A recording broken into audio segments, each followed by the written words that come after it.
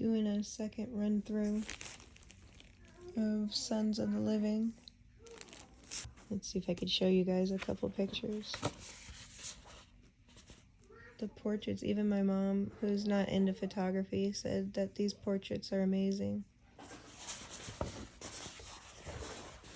Just do a quick flip through. If you can get your hands on this book, I highly recommend it. It's beautiful.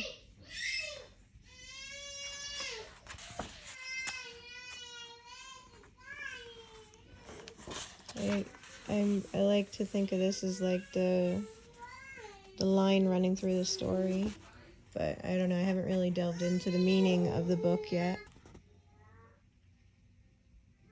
You can feel this guy's pain, whatever he's going through.